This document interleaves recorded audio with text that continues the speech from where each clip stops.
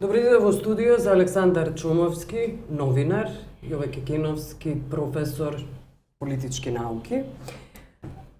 Со полицискиот упад пред една ноќ пред Бристол, како да заборавивме на оние крупни проблеми кои се случуваат во државата, иако и ова е крупен проблем со Бристол, но сепак проблемот со косовската блокада, песимистичката изјава на Немец дека до решение не дошло, без никакви најави дека воопшто би дошло.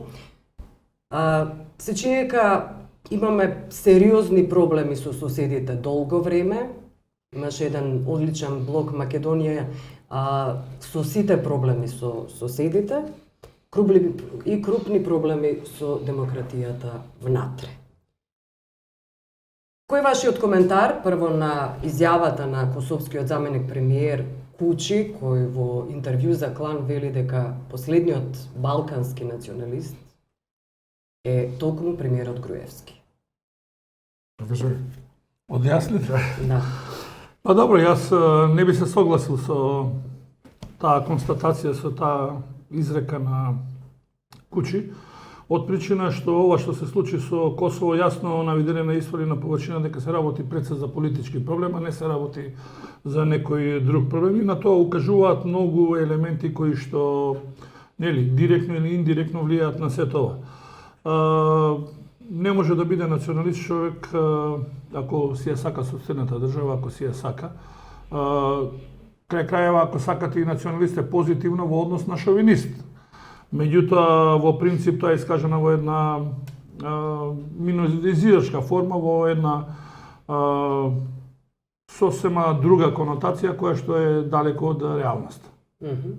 Добро. Па не, за мене тоа е едно недипломатско однесување на Кучи, што е составен дел на внатрешните потреби. Меѓутоа, јас на случај на целиот инцидент, да речем, условно околу Косово, гледам малку со некаква стратегиска конотација. Значи, тоа се случува во време кога почнуваат преговори со Немец или доаѓа Немец, во време кога Ахмети се обидува да изигрува Даг Хамаршалд за македонската влада, нели?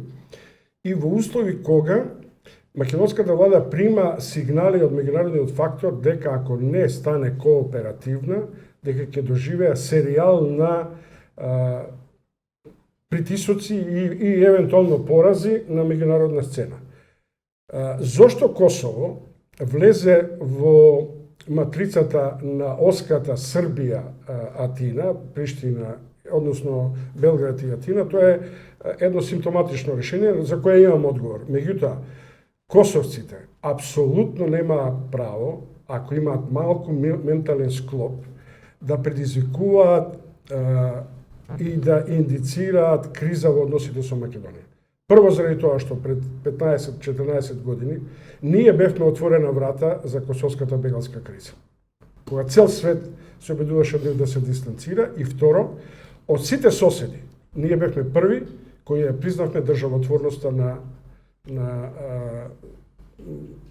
тандемот Тачи, да речем, и така натаму. Според тоа, ако за добрососедски односи тие два потези не се релевантни, тогаш нема градење на политика која ги враќа методите на Грција со блокади. Добре. Многу ми е симптоматично што тој модел на блокада е преземен од раните 93 година со грчката блокада. Освен под еден услов.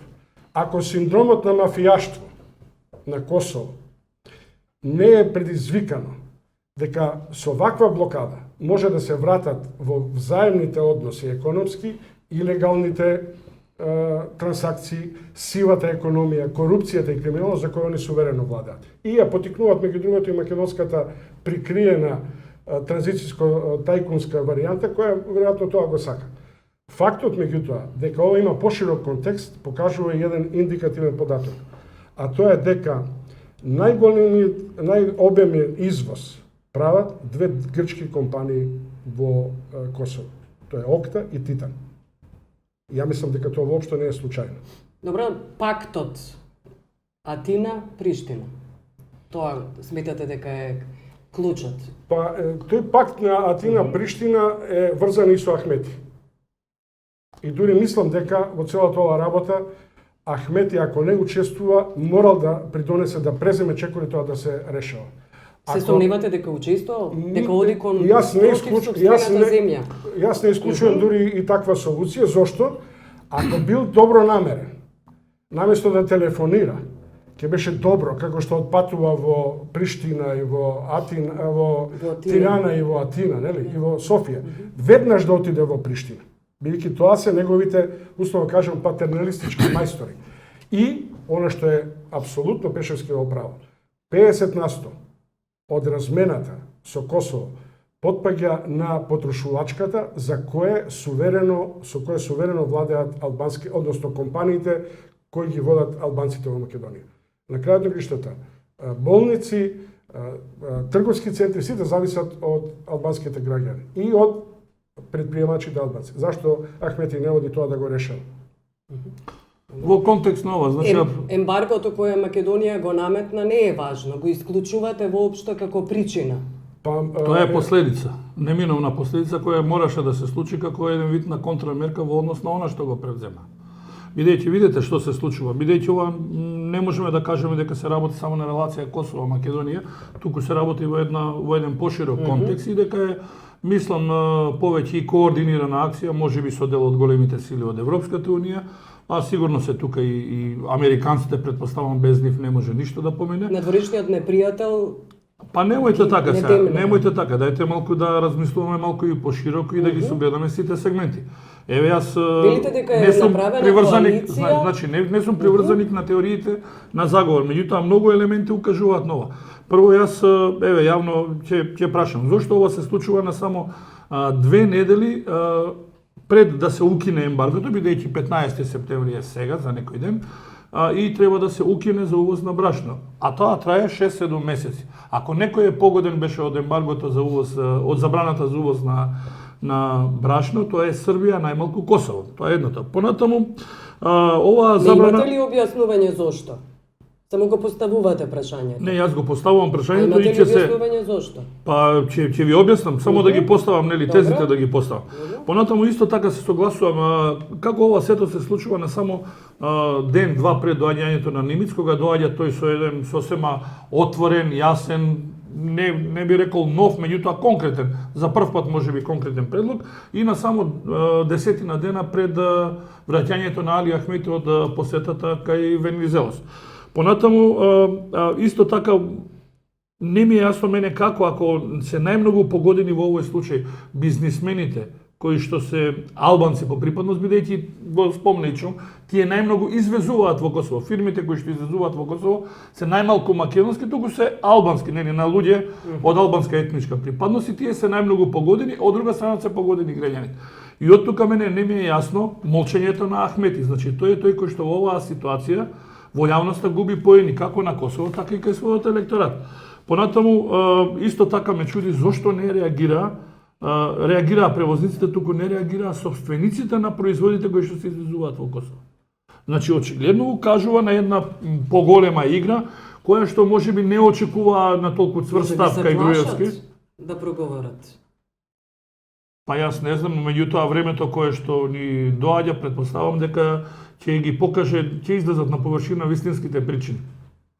Затоа така да оттаму велам можеби тие не очекуваат толку цврст став на премиерот Груевски поточно на македонската влада и оттаму претпоставувам дека први, бидејќи ја направија таа катастрофална повтор пат грешка со целосната забрана за увоз на македонски производи, мислам дека први и треба да попуштат и ќе попуштат косоварите. Не ве разбрав која е пораката од сето ова. Пораката е да се изврши и директен и индиректен притисок врз Груевски во пресред, односно во периодот кој што ни престои, и мислам дека вакви и слични други директни и индиректни притисоци. Зашто притисок? За промена на името. Тоа е, мислам дека основната поента, бидејќи сите овие случувања укажуваат на сето тоа, бидејќи велам не случајно се случува токму во овој период кога доаѓа. Суспензијата на визниот режим влегува ли во тој пакет? Поверојатно. За притисок на Груевски. Веројатно да. Меѓутоа тоа се става во контекст на регионот, иако мислам дека Европска унија форсирано ја протежира Србија и мислам дека на тој план косовската блокада не доаѓа случајно. Но реакцијата на македонската влада е резултат на допуштени средства во меѓународните политички односи, а тоа е реторзија. Кога вие имате таква мерка, морате да покажете дека имате некаков државотворен дигнитет. Јас би очекувал, например, од косовските власти на националистот Груевски, нели, да му прават притисок и да му кажат, види, срамота е што не успеваш да ја одвоиш пари и да изградиш пат 15 км према Блаце, за да можат македонските граѓани фреквентно да излезат на Јонско море, на Јадранско море, да одат побрзо конвоите кон Приштина. И Косовскиот пазар да го освојуваат. Да го освојуваат. Значи, ја повеќе тоа би очекувал.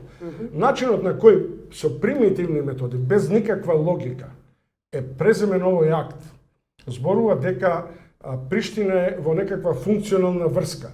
Молчењето на Ахмети само ми ја потврдува таа теза.